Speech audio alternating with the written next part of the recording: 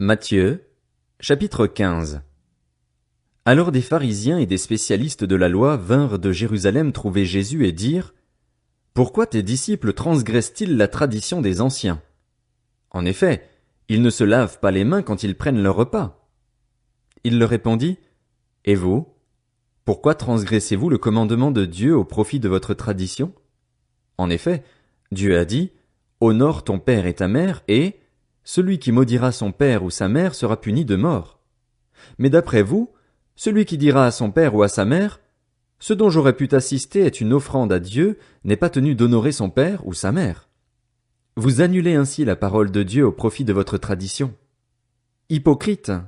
Ésaïe a bien prophétisé sur vous, quand il a dit: Ce peuple prétend s'approcher de moi et m'honore des lèvres, mais son cœur est éloigné de moi. C'est faussement qu'il m'honore en donnant des enseignements qui sont des commandements humains. Jésus appela la foule à lui et dit: Écoutez-moi et comprenez bien. Ce n'est pas ce qui entre dans la bouche qui rend l'homme impur, mais ce qui sort de la bouche. Voilà ce qui rend l'homme impur. Alors ses disciples s'approchèrent et lui dirent: Sais-tu que les pharisiens ont été scandalisés d'entendre ces paroles? Il répondit: Toute plante que n'a pas plantée mon Père céleste sera déracinée. Laissez-les. Ce sont des aveugles qui conduisent des aveugles. Si un aveugle conduit un aveugle, ils tomberont tous les deux dans un fossé. Pierre prit la parole et lui dit: Explique-nous cette parabole. Jésus dit: Vous aussi, vous êtes encore sans intelligence? Ne comprenez-vous pas encore que tout ce qui entre dans la bouche va dans le ventre, puis est évacué dans les toilettes? Mais ce qui sort de la bouche vient du cœur, et c'est ce qui rend l'homme impur. En effet, c'est du cœur que viennent les mauvaises pensées, les meurtres, les adultères, l'immoralité sexuelle, les vols, les faux témoignages, les calomnies. Voilà ce qui rend l'homme impur. Mais manger sans s'être lavé les mains, cela ne rend pas l'homme impur. Jésus partit de là et se retira dans le territoire de Tyr et de Sidon. Alors une femme cananéenne qui venait de cette région lui cria: Aie pitié de moi, Seigneur, fils de David! Ma fille est cruellement tourmentée par un démon. Il ne lui répondit pas un mot. Ses disciples s'approchèrent et lui demandèrent: Renvoie-la, car elle crie derrière nous. Il répondit: Je n'ai été envoyé qu'aux brebis perdues de la communauté d'Israël. Mais elle vint se prosterner devant lui et dit: Seigneur, secours-moi. Il répondit: Il n'est pas bien de prendre le pain des enfants et de le jeter aux petits chiens. Oui, Seigneur, dit-elle, mais les petits chiens mangent les miettes qui tombent de la table de leur maître. Alors Jésus lui dit: Femme, ta foi est grande, sois traitée conformément à ton désir. À partir de ce moment, sa fille fut guérie. Jésus quitta cet endroit et vint sur les bords du lac de Galilée. Il monta sur la montagne et s'y assit. Une grande foule s'approcha de lui. Il y avait parmi eux des boiteux, des aveugles, des muets, des estropiés et beaucoup d'autres malades. On les amena aux pieds de Jésus et il les guérit, de sorte que la foule était émerveillée de voir les muets parler, les estropiés être guéris, les boiteux marcher, les aveugles voir, et elle célébrait la gloire du Dieu d'Israël. Jésus appela ses disciples et leur dit: Je suis rempli de compassion pour cette foule, car voilà 3 jours qu'ils sont près de moi et ils n'ont rien à manger. Je ne veux pas les renvoyer à jeun, de peur que les forces ne leur manquent en chemin. Les disciples lui dirent: Comment nous procurer dans cet endroit désert assez de pain pour rassasier une si grande foule? Jésus leur demanda: Combien avez-vous de pain? 7, répondirent-ils, et quelques petits poissons. Alors il fit asseoir la foule par terre, prit les 7 pains et les poissons et, après avoir remercié Dieu, il les rompit et les donna à ses disciples, qui les distribuèrent à la foule. Tous mangèrent et furent rassasiés, et l'on emporta 7 corbeilles pleines des morceaux qui restaient. Ceux qui avaient mangé étaient 4000 hommes, sans compter les femmes et les enfants.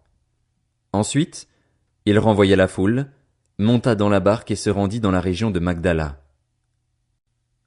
Matthieu, chapitre 16. Les pharisiens et les sadducéens abordèrent Jésus et, pour le mettre à l'épreuve, lui demandèrent de leur faire voir un signe venant du ciel. Jésus leur répondit: Le soir, vous dites: Il fera beau, car le ciel est rouge, et le matin: Il y aura de l'orage aujourd'hui, car le ciel est d'un rouge sombre. Hypocrite, vous savez discerner l'aspect du ciel et vous ne pouvez pas discerner les signes des temps. Une génération mauvaise et adultère réclame un signe. Il ne lui sera pas donné d'autre signe que celui de Jonas, le prophète. Puis il les quitta et s'en alla. En passant sur l'autre rive, les disciples avaient oublié de prendre des pains. Jésus leur dit, « Attention, méfiez-vous du levain des pharisiens et des sadducéens. » Les disciples raisonnaient en eux-mêmes et disaient, « C'est parce que nous n'avons pas pris de pain. » Jésus, le sachant, leur dit, « Hommes de peu de foi, pourquoi raisonnez-vous en vous-même sur le fait que vous n'avez pas pris de pain? Ne comprenez-vous pas encore et ne vous rappelez-vous plus les 5 pains des 5000 hommes et combien de paniers vous avez emportés? Ni les 7 pains des 4000 hommes et combien de corbeilles vous avez emportés? Comment ne comprenez-vous pas que ce n'est pas de pain que je vous ai parlé? Méfiez-vous du levain des pharisiens et des sadducéens. » Alors ils comprirent que ce n'était pas du levain du pain qu'il leur avait dit de se méfier, mais de l'enseignement des pharisiens et des sadducéens. Jésus arriva dans le territoire de Césarée de Philippe. Il demanda à ses disciples, « Qui suis-je, d'après les hommes, moi le Fils de l'homme ?» Ils répondirent, « Les uns disent que tu es Jean-Baptiste, les autres, Élie, les autres, Jérémie ou l'un des prophètes. » « Et d'après vous, qui suis-je ?» leur dit-il. Simon-Pierre répondit, « Tu es le Messie, le Fils du Dieu vivant. » Jésus reprit la parole et lui dit, « Tu es heureux, Simon, fils de Jonas, car ce n'est pas une pensée humaine qui t'a révélé cela, mais c'est mon Père céleste. Et moi, je te dis que tu es Pierre, et que sur ce rocher je construirai mon église, et les portes du séjour des morts ne l'emporteront pas sur elle. Je te donnerai les clés du royaume des cieux. Ce que tu lieras sur la terre aura été lié au ciel, et ce que tu délieras sur la terre aura été délié au ciel. » Alors il ordonna aux disciples de ne dire à personne qu'il était le Messie. Dès ce moment, Jésus commença à montrer à ses disciples qu'ils devaient aller à Jérusalem, beaucoup souffrir de la part des anciens, des chefs des prêtres et des spécialistes de la loi, être mis à mort et ressusciter le 3e jour. Alors Pierre le prit à part et se mit à le reprendre en disant, « Que Dieu t'en garde, Seigneur, cela ne t'arrivera pas. » Mais Jésus se retourna et dit à Pierre, « Arrière, Satan, tu es un piège pour moi, car tes pensées ne sont pas les pensées de Dieu, mais celles des hommes. » Alors Jésus dit à ses disciples, « Si quelqu'un veut être mon disciple, qu'il renonce à lui-même, qu'il se charge de sa croix et qu'il me suive. En effet, celui qui voudra sauver sa vie la perdra, mais celui qui la perdra à cause de moi la retrouvera. Que servira-t-il à un homme de gagner le monde entier s'il perd son âme? Ou que pourra donner un homme en échange de son âme? En effet, le Fils de l'homme va venir dans la gloire de son Père, avec ses anges, et alors il traitera chacun conformément à sa manière d'agir. Je vous le dis en vérité, quelques-uns de ceux qui sont ici ne mourront pas avant d'avoir vu le Fils de l'homme venir dans son règne. » Matthieu, chapitre 17. 6 jours après, Jésus prit avec lui Pierre, Jacques et son frère Jean, et il les conduisit à l'écart sur une haute montagne. Il fut transfiguré devant eux. Son visage resplendit comme le soleil et ses vêtements devinrent blancs comme la lumière. Et voici que Moïse et Élie leur apparurent. Ils s'entretenaient avec lui. Pierre prit la parole et dit à Jésus, « Seigneur, il est bon que nous soyons ici. Si tu le veux, faisons ici 3 abris, un pour toi, un pour Moïse et un pour Élie. » Comme il parlait encore, une nuée lumineuse les couvrit. De la nuée une voix fit entendre ces paroles. « Celui-ci est mon Fils bien-aimé, qui a toute mon approbation. Écoutez-le. » Lorsqu'ils entendirent cette voix, les disciples tombèrent le visage contre terre et furent saisis d'une grande frayeur. Mais Jésus s'approcha d'eux, les toucha et dit, « Levez-vous, n'ayez pas peur. » Ils levèrent les yeux et ne virent plus que Jésus seul. Comme ils descendaient de la montagne, Jésus leur donna cet ordre, « Ne parlez à personne de ce que vous avez vu jusqu'à ce que le Fils de l'homme soit ressuscité. » Les disciples lui posèrent cette question, « Pourquoi donc les spécialistes de la loi disent-ils qu'Élie doit venir d'abord ?» Jésus leur répondit, « Il est vrai qu'Élie doit venir d'abord et rétablir toutes choses, Mais je vous le dis, Élie est déjà venu. Ils ne l'ont pas reconnu et ils l'ont traité comme ils ont voulu. De même le Fils de l'homme souffrira de leur part. Les disciples comprirent alors qu'il leur parlait de Jean-Baptiste. Lorsqu'ils furent arrivés près de la foule, un homme vint se jeter à genoux devant Jésus et dit, « Seigneur, aie pitié de mon fils qui est épileptique et qui souffre cruellement. Il tombe souvent dans le feu ou dans l'eau. Je l'ai amené à tes disciples et ils n'ont pas pu le guérir. » « Génération incrédule et perverse, répondit Jésus, jusqu'à quand serai-je avec vous? Jusqu'à quand devrais-je vous supporter?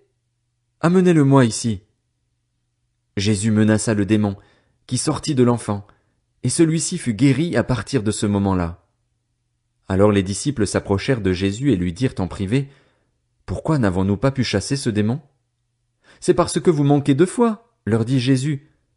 Je vous le dis en vérité, si vous aviez de la foi comme un grain de moutarde, vous diriez à cette montagne, « Déplace-toi d'ici jusque-là », et elle se déplacerait. Rien ne vous serait impossible. Cependant, cette sorte de démon ne sort que par la prière et par le jeûne. Pendant qu'ils parcouraient la Galilée, Jésus leur dit, « Le Fils de l'homme doit être livré entre les mains des hommes. Ils le feront mourir et le 3e jour il ressuscitera. » Ils furent profondément attristés.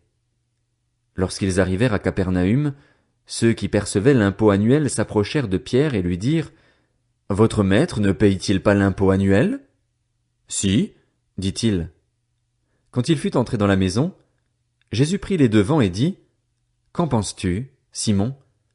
Les rois de la terre, de qui perçoivent-ils des taxes ou des impôts? De leurs fils ou des étrangers? » Il lui dit, « Des étrangers. » Jésus lui répondit, « Les fils en sont donc exemptés. Cependant, pour ne pas les choquer, va au lac, jette l'hameçon et tire le premier poisson qui viendra. Ouvre-lui la bouche et tu trouveras de l'argent. Prends-le et donne-le leur pour moi et pour toi. »